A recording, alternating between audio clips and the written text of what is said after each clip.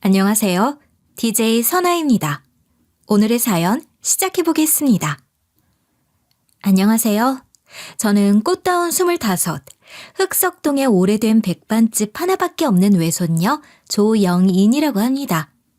제가 저를 백반집 외손녀라고 소개한 건 제가 외할아버지의 그 식당을 너무너무 좋아하고 외할아버지의 손녀라는 게 자랑스럽기 때문이에요.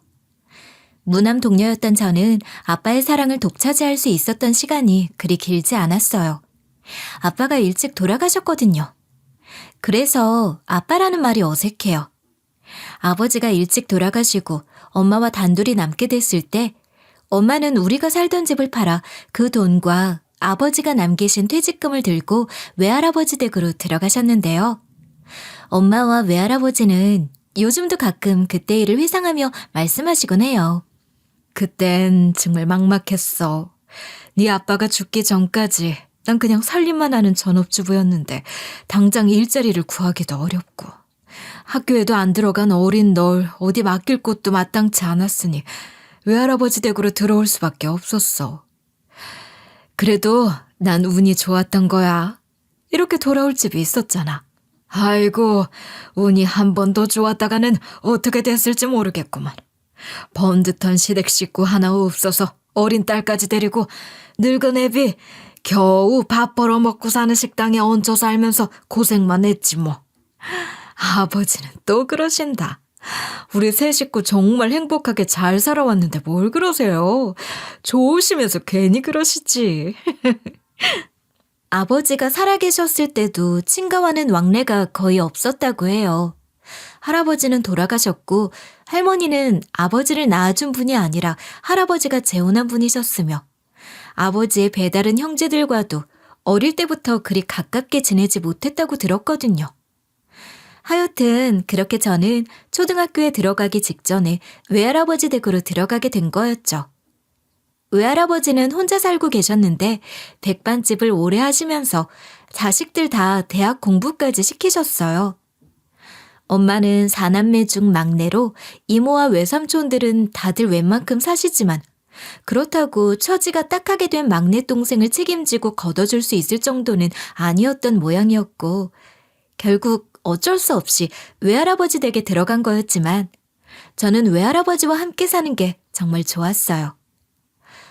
엄마는 외할아버지 댁에 들어가자마자 뭘 해서 돈을 벌 수 있을지 고민했어요. 그러다 외할아버지를 도와 식당 일을 하기로 마음먹었고 매일매일 수련하듯 외할아버지의 비법도 전수받고 설거지나 청소도 마다하지 않고 열심히 식당 일을 배우셨어요. 외할아버지의 어머니가 음식 솜씨가 그렇게 좋으셨다고 하는데 외할아버지가 그 솜씨를 다 전수받아 백반집을 하신 거였거든요.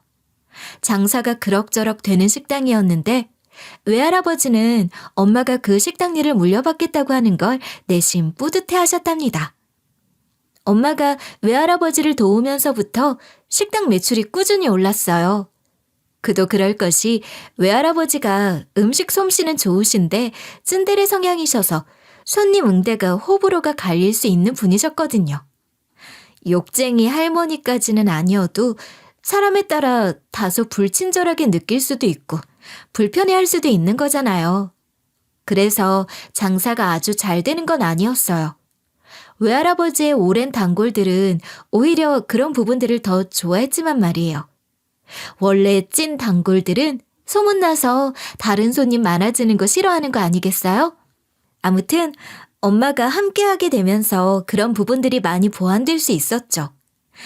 무뚝뚝하고 잘 웃지도 않는 외할아버지보다 젊은 엄마가 해사하게 웃으며 신속하고 친절하게 손님들 응대를 하니 단골분들도 더 좋아하셨어요. 황 사장 막내딸 덕분에 식당 분위기가 한결 좋아졌어.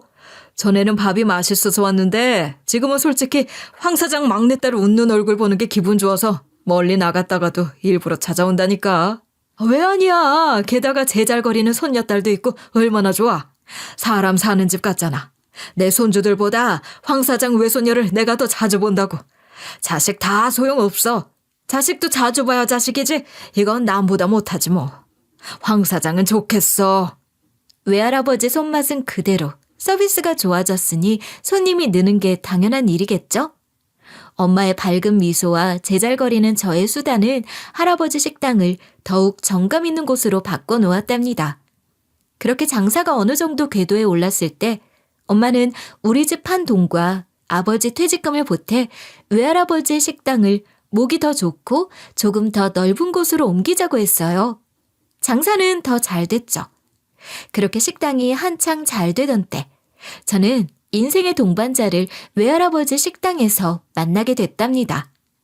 그때가 제가 대학교 3학년 마지막 학기 기말고사를 앞두고 있었던 주말이라 시험 공부를 하고 있었는데 엄마가 전화를 했던 걸 분명히 기억해요. 영인아, 지금 가게가 너무 바빠. 일손 부족하니까 좀 나와. 나와서 몇 시간이라도 돕고 가. 엄마, 나 월요일부터 기말고사라니까. 나 3학년이야. 중요한 전공 과목 다 몰려있는데 내가 원하는 곳에 취직하려면 성적 관리도 잘해야지. 엄만 진짜 알면서 그래. 그래. 엄마도 알지. 알면서도 왜 그러겠어. 그만큼 상황이 심각하다는 거 아니니? 하필이면 오늘 같은 날 배달기사님도 일이 생겨서 못 나오시는 바람에 대타 아르바이트생이 왔단 말이야. 일이 손에 익은 사람이 부족해. 나와서 좀 도와주라. 응? 알았지? 그렇게 입이 대빨 나와서 외할아버지 식당으로 가게 된 거죠. 우리 식당이 배달도 같이 하고 있었는데 그 당시는 배달 어플이 지금처럼 보편화되어 있던 건 아니었고 우리 식당에서 월급을 받는 배달 기사님이 따로 계셨는데 그날따라 배달 기사님도 일이 생겨 대타 배달 기사를 보냈던 거예요.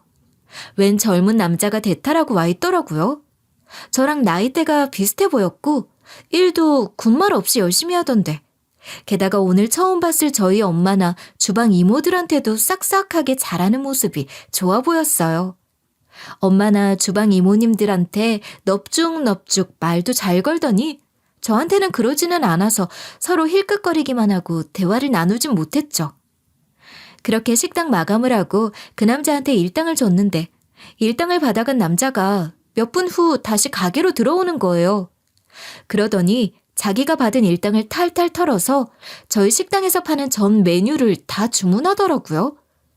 그래서 이유를 물으니까 식당 밖에 앵벌이하는 애들이 있었는데 그 애들한테 밥을 사주고 싶다는 거였어요. 하루 종일 비까지 맞아가며 오토바이 타고 고생해서 번 돈을 그렇게 쓰더라고요. 그 모습을 보는데 뭔가 가슴이 찡하게 울리는 것 같았어요. 엄마도 그 모습에 감동해서 돈은 안 받을 테니 음식을 갖다 주라고 싸주셨답니다. 임팩트 있었던 첫 만남 이후로 그 남자는 가끔 대타 아르바이트로 배달 일을 하러 왔어요. 늘 성실하게 일을 잘했고 누가 시키지도 않았는데 굳은 일을 맡아놓고 다 하는 거예요. 쓰레기 버리는 일이라든지 재료 옮기는 거, 취객 상대까지도 척척 잘하더라고요. 그러면서 저와도 안면을 두고 오빠 동생하는 사이로 지내게 되었지만 그때까지만 해도 그 남자랑 결혼하게 될 거라는 생각은 전혀 하지 않았었던 것 같아요. 그리고 제가 대학교 졸업반이 됐을 때 저희 식당은 한 번 더 이전을 하게 됐어요. 이번에도 엄마의 결단이 있었죠. 아버지, 지금 매출 추세면 우리도 드디어 2층짜리 건물을 통으로 다 식당으로 운영할 수 있는 곳으로 가게를 넓혀가도 될 것 같아요. 사실 얼마 전부터 그 생각을 하고 있어서 주변 부동산에 얘기를 해놨었는데 근처에 괜찮은 건물 새가 나왔다고 하니까 내일 같이 가서 한번 보세요. 그래, 식당 운영이야 뭐 네가 다 알아서 하는 거지. 너도 이제 도사가 다 됐잖아. 나야 뭐 소일 삼아 놀이 삼아 재미로 식당에 나가는 거고. 그나저나 2층짜리 건물을 다 쓰는 식당이라니 우리 막내딸 장하다 장해. 이제 좀 쉬엄쉬엄 하렴. 아버지는 무슨 말씀이세요? 그 건물 살 때까지 더 열심히 해야죠. 어느새 여든이 다 되신 외할아버지는 엄마에게 식당 운영을 다 맡기고 뒤로 물러가신 지 꽤 됐지만 여전히 식당에 나가셨어요. 이대가 함께하는 식당이라는 이미지가 우리 식당의 강점이었고 저도 엄마도 그 식당은 외할아버지의 식당이라고 생각했죠. 식당이 한창 바쁠 땐 저도 일손을 보태기도 하니 3대가 함께 일하는 모습을 좋게 봐주시는 손님들이 많았고 엄마와 저도 그게 좋았어요. 쭌데레 외할아버지도 내색은 많이 안 하시지만 분명 좋아하시고 계실 거예요. 어쩌면 제일 좋아하실지도 몰라요. 아버지가 일찍 돌아가셨지만 저는 그렇게 외할아버지 엄마와 함께 즐겁고 행복하게 살고 있답니다. 외할아버지 식당은 제게는 어렸을 때부터 집이고 놀이터였던 곳이에요. 그런 환경에서 자란 덕분인지 대학에서도 외식 경영을 전공했고 지금은 학교 다닐 때부터 꾸준히 아르바이트 하던 외국계 프랜차이즈에서 부점장으로 일하고 있답니다. 점장까지 경험하고 본사에서 슈퍼바이저로 일하고 싶은 계획이 있어요. 외할아버지와 엄마의 식당을 물려받을 것인지에 대해서는 아직 마음을 정하지 않았고 좀 더 시간을 두고 더 고민해보고 싶다고 생각해요. 서로를 위하고 아끼는 사랑하는 가족과 함께 살고 있고 하고 싶은 일을 열심히 하면서 앞으로의 계획도 갖고 있으니 저는 지금 누구보다도 안정되고 행복한 삶을 살고 있는 거 아니겠어요? 게다가 대타 배달부로 왔던 그 남자랑 결혼도 앞두고 있었답니다. 지금부터는 그 남자를 예비신랑이라고 부를게요. 예비신랑은 외할아버지 식당에서 했던 것 같은 배달 일을 아르바이트로 병행하면서 대학 졸업 후 1년의 취업 준비 기간을 거쳐 규모가 그리 크진 않아도 전통 있는 호텔 외식부에 입사한 지 2년째가 됐어요. 취직도 했고 어느 정도 적응을 했으니 결혼해서 안정적인 생활을 하기를 원하는 예비신랑과 예비시댁의 바람으로 결혼 준비가 진행된 거죠. 엄마, 오빠네 집에서 결혼 말씀을 하시는데 어떡하지? 오빠가 좋은 사람인 건 알지만 내가 아직 나이도 어리고 하고 싶은 일도 많고 그래서 조금 망설여지긴 해. 망설여지는 이유는 그것뿐이야? 윤민이네 집 형편이 어려운 건 괜찮고? 난 그런 건 정말 아무 상관없어. 오빠가 그러더라고. 어렸을 땐 정말 찢어지게 가난했고 밥 굶을 걱정하며 살았었대. 지금도 뭐 형편이 그렇게 좋은 건 아니지만 가난한 집에 태어난 게 오빠 잘못도 아니고 온갖 아르바이트 다 하면서 학비 벌고 조금이지만 생활비도 보태고 정말 대단한 것 같아. 그런 면이 정말 존경스럽고 믿음직스러워. 그래. 윤민이 우리 식당에 처음 왔던 날도 그랬지만 볼수록 정이 많은 사람은 맞는 것 같아. 저도 그렇게 어려우면서 어쩌면 지가 그렇게 어렵게 살았으니까 더 그런 건가? 하여간 어려운 사람 돕는다는 게 그게 정말 쉬운 일이 아니잖아. 그래서 우리 모두 윤민이 그런 점을 좋게 본 거고 말이야. 윤민이 형이 장가를 잘 갔다고 했나? 응. 자세하게는 모르겠는데 처가가 경제력이 좋은 것 같더라고. 무튼 형도 일찍 결혼해서 자리를 잘 잡아있고 하니까 오빠네 집에서는 오빠도 형처럼 얼른 결혼해서 안정되기를 바라는 마음이 크신 것 같아. 그 마음이 어떤 마음인지 알지. 왜 모르겠니? 자식들 다 잘 키워놓으셨고 이제 다들 직장도 다니니까 결혼이 딱 하나 남은 마지막 숙제 아니겠어? 엄마도 윤민이네 집 형편이 넉넉하지 않은 건 문제가 아니라고 생각해. 엄마도 어려운 시절 겪어봤고 돈은 있다가도 없고 없다가도 있고 그런 거니까 믿을 게 못 되잖아. 사람 됨됨이는 봐야지. 윤민이라면 엄마도 우리 딸 이렇게 일찍 시집 보내는 게 아깝긴 하지만 그래도 기쁜 마음으로 보내줄게. 외할아버지 서운하시지 않게 자주 오고 그럴 거지? 시집 갔다고 코빼기도 안 보이고 그러면 정말 재미없을 줄 알아. 아유, 별 걱정을 다 하시네. 나보다 오빠가 더 자주 올 것 같은데? 아닌 게 아니라 예비신랑과 사귀게 된 후부터는 예비신랑이 엄마 식당에 자주 와서 돈도 받지 않고 엄마가 힘들어하는 일들은 나서서 다 돕곤 했었거든요. 저희 집에 남자가 없잖아요. 그러니 예비신랑이 집안의 남자 역할을 다 해준 거예요. 저희 엄마가 고맙다고 봉투를 찔러줘도 안 받겠다고 도망가고 막 그랬어요. 예비신랑은 처음 봤을 때와 변함없이 여전히 진솔하고 따뜻했답니다. 한결같은 예비신랑의 그런 모습에 엄마도 결혼을 허락하셨던 거죠. 별 탈 없이 상견례를 하고 결혼날을 잡고 작은 신혼집도 마련하고 이제 정말 식장에 들어갈 일만 남았나 싶었어요.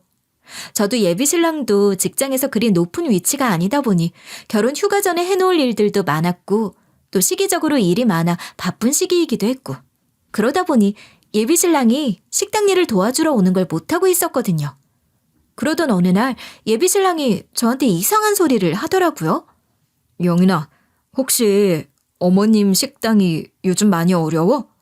내가 요즘 바빠서 식당에 가보지는 못해도 듣는 얘기들이 있는데 심상치가 않아서 말이야.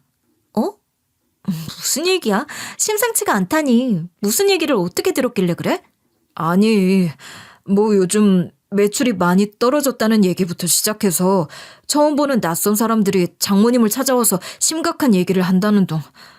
여기저기 대금이 밀려있다는 소리도 하고 여러 가지로 분위기가 흉흉하다고 하는 거야.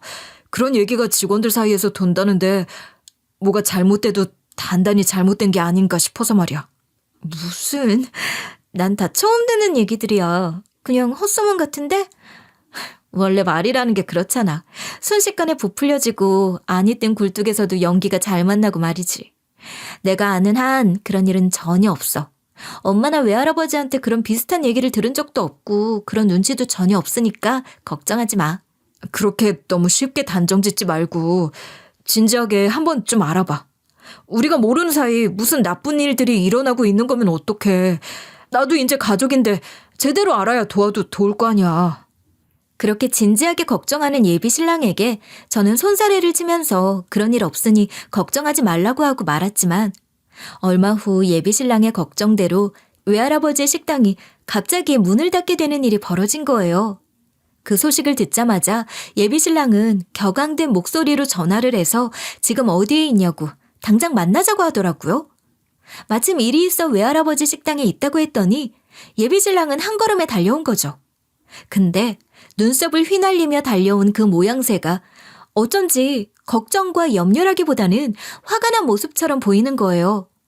제가 예비신랑을 그리 오래 보아온 건 아니지만 처음 본 날부터 지금까지 그런 얼굴은 처음 본 것 같았어요. 내가 뭘 했어? 얼마 전에 내가 물어봤잖아. 식당에 무슨 일 있냐고, 내가 진지하게 물어봤어, 안 물어봤어? 그때 네가 뭐라 그랬어?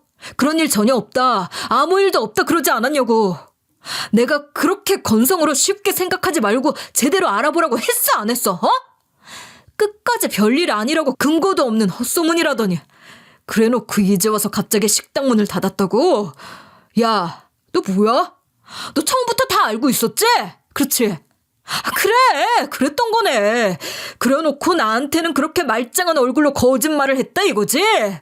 감쪽같이 속이고 나랑 결혼하려고 했냐?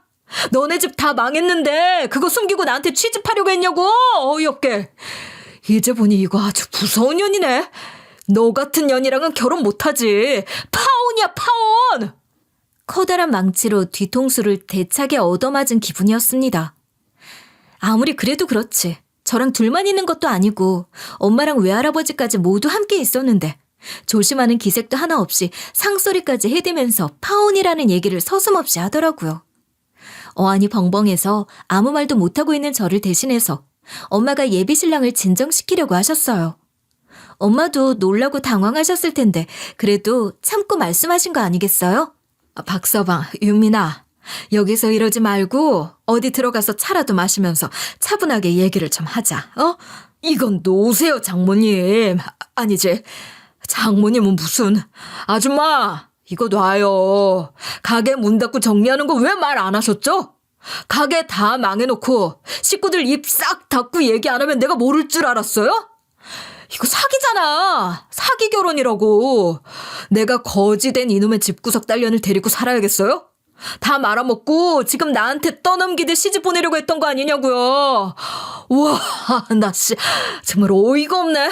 나 이거 위자료 청구해야 돼, 위자료. 아시겠어요? 나 절대로 가만 안 있습니다. 나한테 이런 사기를 쳐?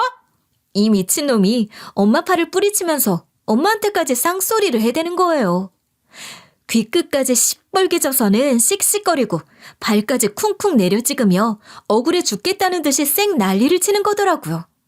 어이가 없어서 쳐다보고 있었는데 그런 나를 보더니 아직 안 끝났다는 듯이 더 짓거리는 거 있죠? 야, 넌 상황이 이렇게 된 걸 이미 알고 있었으면서 어쩜 그렇게 아무 말도 안 하고 가만히 있었냐? 심지어 내가 대놓고 물어봤는데도 거짓말을 쳐? 진작 사실대로 말하고 네가 먼저 파혼을 하자고 해도 모자랄 판에 양심이 있는 거냐 없는 거냐? 와, 진짜 생각할수록 무서운 년. 사기꾼 집구석 아니야? 파혼이야, 파혼. 할 말 없지? 어? 딱 기다려. 나 이거 다 청구해서 위자료 다 받아낼 거니까. 제가 좋은 사람이라고 믿고 결혼까지 생각했던 사람이 이런 인간이었다니. 그 인간이 실체를 드러내고 그 꼴을 보이는데 저는 어이가 없으면서도 웃음이 터져나오는 걸 참을 수가 없었어요. 그 인간이 모르는 사실이 있었거든요. 웃음을 터뜨리며 외할아버지 가게 문을 열었고 그놈은 눈앞에 펼쳐진 예상치 못한, 아니 보고도 믿지 못할 광경에 다리까지 풀렸는지 휘청거리더니 창백해진 얼굴로 저와 엄마를 쳐다보며 잠시 밖으로 나가자고 하더라고요. 영인아, 잠시만 밖으로 나가서 얘기 좀 하자. 장모님, 아까 말씀하셨던 그 카페로 가실까요? 제가 바로 모실게요. 왜? 갑자기 무슨 할 말이 생겼나? 자네 얘기는 이미 충분히 들을 만큼 들었으니 우리는 더 들을 얘기가 없어. 그게 아니라요, 장모님. 저기 영인아, 잠시만, 잠깐이면 돼. 일단 밖으로 나가자. 나 좀 살려줘. 제발 얼른 여기서 나가자고. 내가 왜? 뭐 살려줘? 나 정말 아까부터 웃음이 터져 나오는 걸 참을 수가 없네. 그만 좀 웃길래?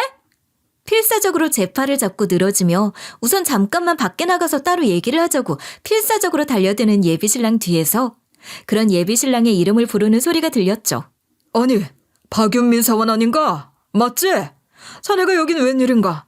예비신랑을 알아본 목소리가 들리자 예비신랑은 나라 잃은 표정으로 엉거주춤 인사를 하더라고요. 예비신랑을 알아본 사람은 예비신랑이 다니는 호텔의 같은 부서 부장님이셨고 호텔 사장님과 동행한 거였죠. 예비신랑이 그렇게 벌벌 떤 것도 그 부장님뿐만 아니라 사장님까지 계셨기 때문이었을 테고 말이에요. 이쯤 되면 듣고 계시는 여러분들께서도 무슨 영문인지 궁금하실 테니까 자초지종을 말씀드릴게요. 외할아버지 식당이 잠시 문을 닫은 건 맞지만 망해서 닫은 건 아니랍니다. 어떤 특별한 제안 같은 걸 받고 공사를 하고 있었던 거였어요. 특별한 제안을 한 사람은 베를린에서 공부를 마치고 귀국한 젊은 예술가였고 그 사람은 외할아버지의 식당을 갤러리로 활용해서 전시를 하고 싶다는 제안을 한 거였죠. 공간만 빌리겠다는 게 아니라 작품을 전시하는 공간인 동시에 식당으로서의 기능도 계속하게 하는, 말하자면 일종의 콜라보레이션 같은 것을 제안한 거예요.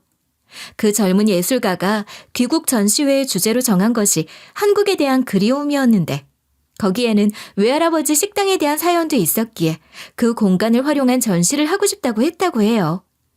젊은 예술가가 하고자 하는 전시는 설치 미술과 그래피티 등을 활용한 실용적이면서도 실험적인, 그러면서도 한국적인 정서를 잃지 않은 것이었기 때문에 외할아버지와 엄마 모두 찬성을 했던 거고요. 그리고 거기에는 또 하나의 사연이 있었답니다. 세상에, 그 꼬맹이가 언제 저렇게 커서는 촉망받는 젊은 아티스트라는 소리를 듣고 있다네요. 아버지도 감회가 새로우시죠? 아니 엄마, 난 그보다 그 영감님이 호텔 사장님이라는 게 더 놀라워. 그렇게 자주 오시는 건 아니지만 꽤 오래전부터 오셨던 분이잖아. 맨날 혼자 오셔서 식사만 딱 하고 가시던 분. 나도 기억나. 그러니까 말이야. 계절 바뀔 때마다 한 번씩은 꼬박꼬박 들른 게 꼽아보니 벌써 37년째인가 그렇더라고. 내가 혼자서 조그맣게 식당을 할 때부터였으니까 말이야. 수행비서도 없이 혼자 늘 수수한 차림이어서 그저 평범한 사람인 줄로만 알았는데 그렇게 대단한 사람일 줄이야 누가 알았겠어? 왜 아니겠어요.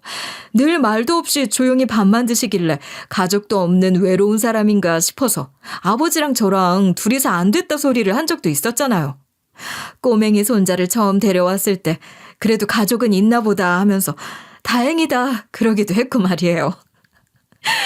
세상 참 재밌어요. 게다가 그분이 그 썩을 놈이 다니는 회사 사장님일 줄은 또 누가 알았겠냐고요. 지금 생각해도 소름이다 소름. 네, 맞아요. 그 젊은 예술가는 예비신랑이 다니는 호텔 사장님의 손자였고 호텔 사장님은 외할아버지가 혼자 식당을 하실 때부터 식당에 오시던 분이었죠. 젊은 예술가도 할아버지인 호텔 사장님을 따라 식당에 몇 번쯤 온 적이 있었는데 중학교 때부터 베를린에서 유학을 했다고 해요. 그런데 희한하게도 한국이 그리워질 때면 외할아버지 식당이 생각났다는 거예요. 그래서 잠시 한국에 나오면 꼭 외할아버지 식당에 들르곤 했다는데 엄마도 외할아버지도 그 젊은 예술가의 할아버지에 대해서 전혀 아는 것이 없었던 거죠. 젊은 예술가가 식당과 본인 전시회의 콜라보레이션을 제안하면서 그 호텔 사장의 정체도 밝혀지게 됐는데 그분이 호텔 사장이라는 것에 한 번 놀라고 그 호텔이 예비신랑이 다니는 호텔이라는 것에 2번 놀랐다니까요. 그런데 그때 외할아버지가 대뜸 그 사실을 예비신랑에게도 당분간 비밀로 하는 게 좋겠다고 하셨답니다. 사실 내가 계속 말은 안 하고 있었는데 나는 어쩐지 그 녀석이 석연치가 않아. 뭔진 모르겠는데 썩 마음에 들지가 않았단 말이지. 겉보기에는 인정 많고 어려운 사람도 잘 돌보고 누가 시키지 않아도 알아서 일도 잘 찾아서 하고 흠잡을 데가 없었으니 뭐라고 말하기가 어려웠지. 특별한 이유를 꼽을 수는 없지만 느낌이 그래. 그런데 마침 이런 상황이 생기고 보니 이참에 그 녀석을 시험해보면 어떨까 싶은 생각이 들더구나. 할아버지는 오빠가 어떤 의도를 갖고 저한테 접근했다고 생각하시는 거예요? 오빠가 가난한 집에서 힘들게 살긴 했어도 천성이 착한 사람인 건 제가 보증해요.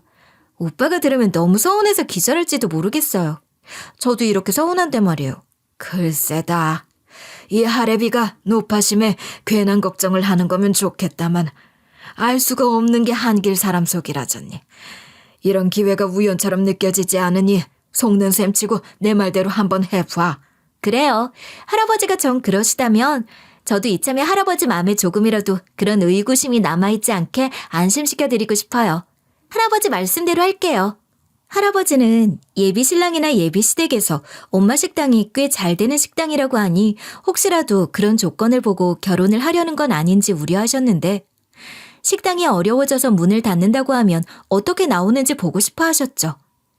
저는 꿈에도 예비신랑이 그럴 리가 없다고 철석같이 믿었기 때문에 외할아버지께 믿음을 드릴 수 있는 좋은 기회로 생각하기로 했던 거랍니다. 그런데 그렇게 믿었던 그놈이 그렇게 나오니 그놈을 알고 믿어온 2년 넘는 지난 시간이 허무하고 어이가 없어서 웃음이 다 터져 나오더라고요. 그놈은 그렇게 우리 가족 모두에게 진심을 들켜버렸고 게다가 그 자리에는 지가 다니는 호텔 사장님과 그 사장님을 수행한 부서 부장님까지 있었으니 그놈 새끼는 이제 정말 끝장난 거였죠. 물론 호텔 사장님은 외할아버지를 비롯한 우리 가족들이 예비신랑을 시험하려 했다는 것은 물론 외할아버지의 손녀 사위가 될 사람이 그 호텔 직원이라는 것도 전혀 모르고 있었지만 그 상황이 어떤 상황인지 미루어 짐작하는 것은 그리 어려운 일이 아니었을 거예요. 굳이 저희가 나서서 시시콜콜 구구절절 설명할 필요도 없겠더라고요. 게다가 호텔 사장님의 손자인 젊은 예술가가 식당 간판을 확인하려고 식당 앞으로 나왔다가 건물 복도에서 예비신랑이 개거품 물고 막말하는 걸 들었던 모양이었어요. 그러니 그 인간이 어떤 인간인지 다 알게 된 거죠. 사장님 손녀랑 결혼 날짜까지 잡은 사람이 저희 호텔 직원이었다니. 이건 정말 보통 인연이 아니네요. 좋은 인연은 아닌 것 같지만 어찌 생각하면 잘된 건지는 모르겠습니다. 의욕 있고 진취적인 사원으로 저도 깜빡 속아 넘어갈 뻔하지 않았습니까? 요즘 젊은 사람답지 않다 했더니 여러모로 남다른 사원이었군요. 거참. 아이고 부끄럽습니다. 저런 놈을 제 집에 들이려고 했었다니 이제라도 어떤 놈인지 알게 되었으니 천운이라고 생각해야죠. 그나저나 참 인연은 인연입니다. 좋은 것만 생각하고 살아야지 싶어요. 식당 일을 마무리하고 외할아버지 엄마와 함께 집으로 돌아오는데 정말 만감이 교차하는 것 같았어요. 엄마도 외할아버지도 같은 생각이셨겠죠. 내가 정말 세상에 그런 천하의 나쁜 놈을 세상 착하고 순수한 놈이라고 내 사위 했던 걸 생각하면 너무 끔찍해서 몸서리가 쳐진다 정말. 세상에 그런 도둑놈 같은 놈인 줄도 모르고 요즘 애들 같지 않게 바르고 착하다고 생각했지 뭐야. 지금 생각해보면 모든 게 다 너무 어색했어. 잘 짜인 각본이었던 건데 말이야.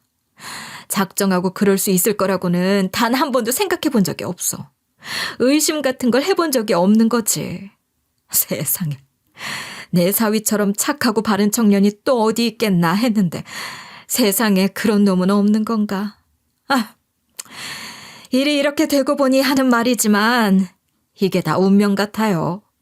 아버지가 그런 생각을 하신 것도 그렇고 마침 그 사장님이 여기 와 계실 때 그놈 자식이 들이닥친 것도 그렇고 말이야. 하늘이 도운 게 아니고 뭐겠어? 그런 게 운명이지 별게 운명이니? 엄마, 내 말이 그 말이야. 내가 오늘 제대로 나를 잡고 누구처럼 작정을 하고 그놈을 불러들인 게 아닌데 누가 봐도 의도적으로 그런 것 같잖아. 하필 그놈이 오늘 그 얘기를 어디서 들어가지고 게다가 내 얘기를 다 듣지도 않고 식당에 문을 닫았다고 하니 흥분해서 득달같이 달려오는 바람에 일이 이렇게 된 거 아니야.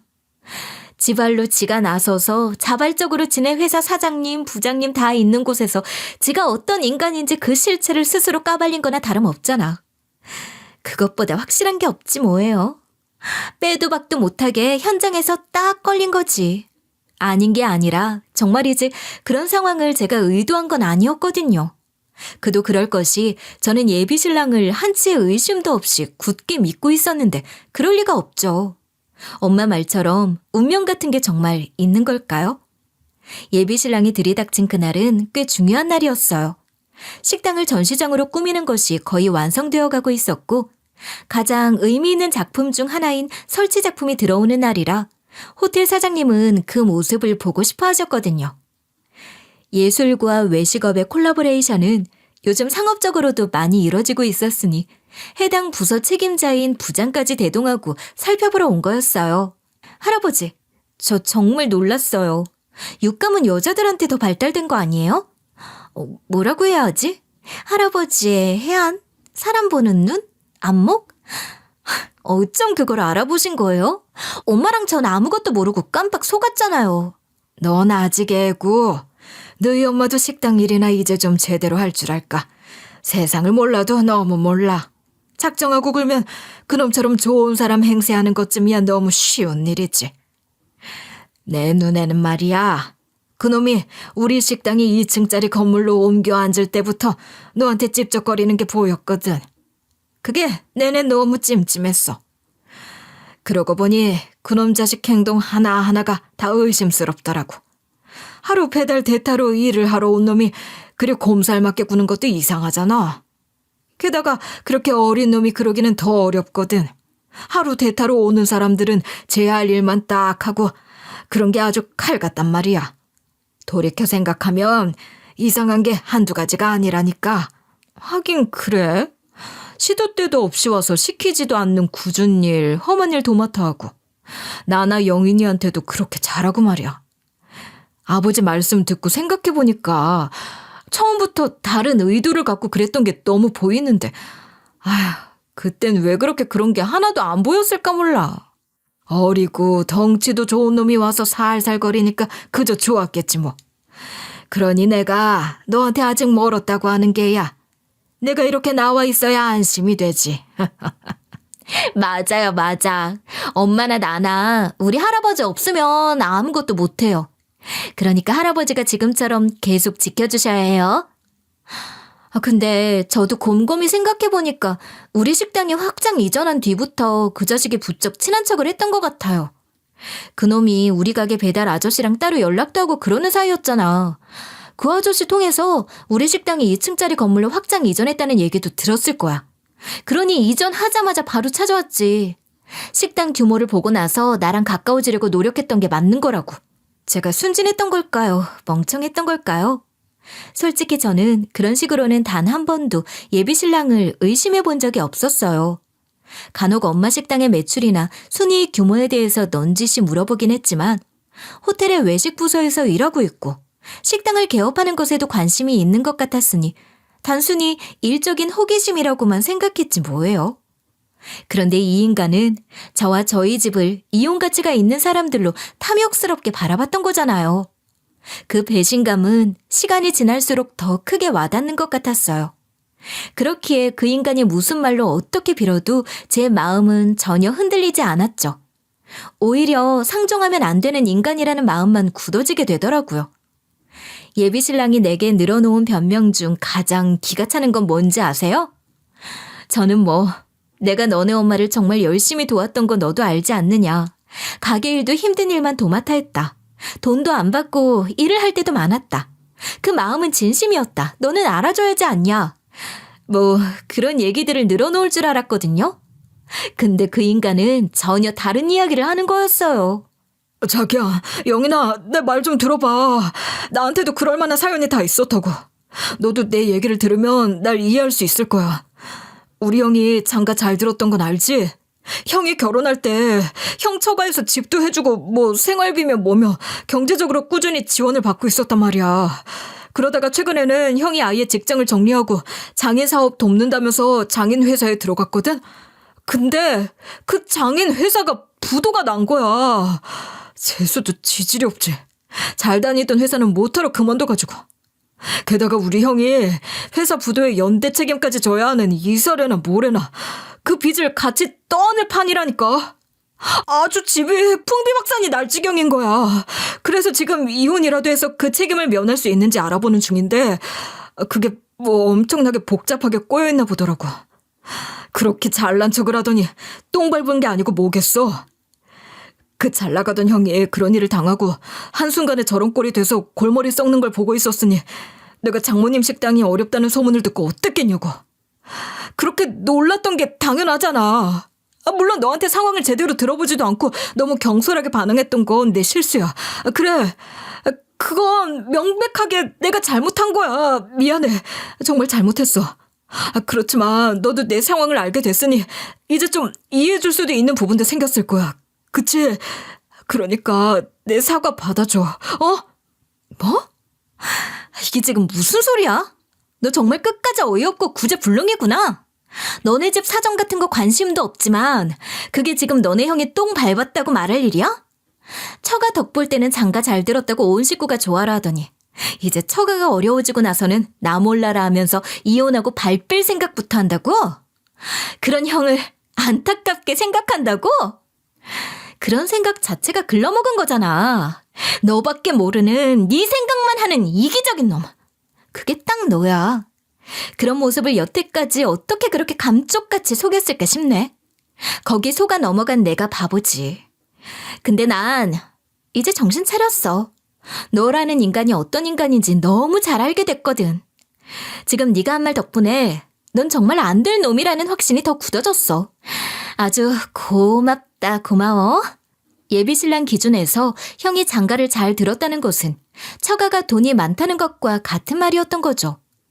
똑같은 기준으로 저와 저희 집을 선택했을 거라는 걸 생각하니 참 씁쓸하고 어처구니가 없었습니다. 그런 놈인 걸 모르고 결혼까지 했었어 봐. 어쩔 뻔했어. 언젠가는 그놈 실체를 알게 되고 이혼했겠지만 그 전에 무슨 일을 겪게 될지 모르는 일이잖아. 할아버지 아니었으면 정말 큰일 날 뻔했지 뭐예요. 그놈은 정말 상상 이상으로 끔찍한 놈이었어. 치가 다 떨려요. 그러니까 어쩔 뻔했니? 난 정말 그놈을 아들처럼 생각했고 솔직히 의지를 많이 했던 것도 사실이지 뭐. 정말 믿어도 되는 놈이라고 생각했어. 내 딸이 진국을 만났다고 영인이 아빠가 하늘나라에서 좋은 짝을 보내줬구나 그런 생각까지 했다고. 아유 미쳤지 미쳤어. 아버지 아니었으면 우린 정말 깜빡 속아 넘어가서는 간이고 쓸개고 다 빼줬을지도 몰라. 세상에 무서운 놈. 망할 놈이 아주 작정하고 달려든 것도 모르고 말이야. 그런 말도 이제 더 할 것도 없어. 그런 놈은 제 발에 걸려 넘어지게 돼 있는 거지. 듣자 하니 그놈 회사에서도 어려워진 모양이더라. 낮에 그 부장인가 하는 사람이 식당에 와서 뭐 또 이것저것 확인하고 갔는데 그러더라고. 자기가 소문을 낸 게 아닌데 청첩장까지 돌려놓고 결혼을 안 하게 됐다고 하니까 이런저런 말들이 돌고 그놈 자식이 어떤 놈인지 알려지고 그랬다는 거야. 뭐 정식으로 해고를 한다거나 그런 식으로 어떤 강제적인 조치가 취해진 건 아니라고 하더라만 그래가지고서야 회사 생활을 제대로 할 수나 있겠어? 뭐라더라? 인성 쓰레기? 뭐 그런 말이 다 있는지 모르겠다만 그놈한테 딱 어울리는 말이잖아. 인성 쓰레기로 낙인이 찍혔으니 회사 계속 다니기 힘들 거라고 하더라. 그러네, 인성 쓰레기. 그놈 자식한테 딱 어울리는 말. 아니, 과분한 말인가? 무튼 1년 꼬박 준비해서 어렵게 들어간 호텔인데 얼마 다니지도 못하고 쫓겨나게 생긴 거 아니야. 게다가 뭐 때문에 퇴사했다고 할 거래? 끝장난 거지 뭐. 꼴 좋다. 자업자득이야. 우리 영인이가 그런 놈한테 시집 갈 뻔했던 걸 생각하면 나도 끔찍해서 소름이 다 끼치네. 아닌 게 아니라 엄마 말처럼 그놈은 저를 또 찾아와서 통사정을 하더라고요. 내가 호텔에 입사하려고 얼마나 노력했는지 네가 제일 잘 알잖아. 옆에서 다 봤잖아. 나 정말 열심히 살았어. 그건 너도 인정해줘야지. 그치? 나 아직 입사한 지 3년도 못 채웠는데 지금 나가면 제대로 된 경력으로 인정도 못 받아. 게다가 이런 일로 퇴사한 게 알려져 봐. 나한테는 회복하기 어려운 데미지라고. 내가 그렇게까지 되는 걸 바라는 건 아니지? 영인아, 내가 한번 실수를 하긴 했지만 지금 정말 반성하고 있어. 잘못했어. 진짜야. 나 한 번만 살려줘. 파워는 없던 일로 하고 우리가 다시 결혼만 하면 지금 돌고 있는 그런 소문들도 금방 잠잠해질 거야. 그러니까 한 번만 다시 생각해줘. 아니. 그리고 우리 호텔 사장님이랑 그렇게 각별한 사이인데 결혼하고 나서 나중에 자기가 중간에서 내 얘기도 잘 좀 해주고 그러면 그보다 더 좋은 게 어디 있겠어. 안 그래? 우리 다시 잘해보자. 나 정말 잘할 수 있어. 자신 있다고. 지금 무슨 헛소리를 하는 거야. 네가 퇴사를 하든 말든 네 형이 처가 빚을 떠안든 그게 싫어 도망치듯 이혼을 하든 나는 아무 상관도 없고 관심도 없어. 그러니까 앞으로 너랑 관련된 어떤 얘기도 더 이상 듣고 싶지 않아. 다시는 찾아오지도 말고 이런 식으로도 연락하지 마. 다 차단할 거니까. 내가 지금 이렇게 경고하는데도 무시하고 자꾸 그러면 내가 너네 회사에다 정식으로 다 까발려줄 테니까 알아서 해. 지금 내가 이렇게 가만히 있어주는 것만으로도 고맙게 생각하란 얘기야. 알아들어? 그렇게 겁을 줬더니 그놈은 터덜터덜 돌아갔고 그 뒤로는 저나 저희 가족에게 따로 연락을 하지는 않았어요. 연락하는 식당 직원을 통해 우리 식구들 얘기를 물어보곤 한다는 얘기는 들었지만 그러거나 말거나 상관 안 하면 그만이죠 뭐. 회사에서는 금방 나왔다나 봐요. 더 버티기 힘들었을 테니까요. 다시 아르바이트 하면서 이직 준비를 한다는데 알게 뭐예요. 어디 또 저같이 속 없고 순진한 여자 꼬셔서 처가 덕볼 궁리를 하고 있는 건지도 모르죠. 저 같은 피해자가 생기면 안 되니까 이 인간 실체를 인터넷 같은 데다 알려야 하나 싶은 생각도 들더라니까요. 공익 차원에서 말이에요. 근데 이미 어느 정도는 소문이 났을 테니 어디 생판 모르는 사람들만 있는 지방으로 가지 않는 이상 그러기는 힘들 거예요. 작정하고 그렇게 나서는 거면 그건 완전 사기꾼 되는 거죠. 그 지경까지는 가지 않고 이제라도 정신 차리고 착실하게 분수에 맞는 생활하면서 열심히 살기를 바라는 마음이네요. 외할아버지의 식당은 그 호텔 사장님의 손자인 젊은 예술가의 작품 전시를 겸한 공간으로서의 단장을 끝내고 다시 문을 열었어요. 장사가 좀 잘 될 뿐인 평범한 식당이 예술 공간으로 특별한 시도를 한 거니까 나름대로 관심도 받고 있어요. 가게 문 열자마자 여기저기서 취재하고 싶다는 연락이 들어오더라. 신기해 죽겠어.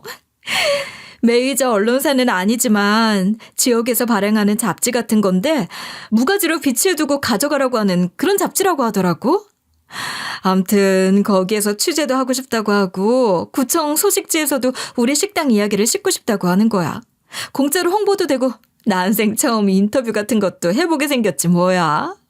나 미용실 가서 머리도 좀 하고 화장도 좀 하고 그래야 하나? 설아. 자연스러운 게 좋은 거야.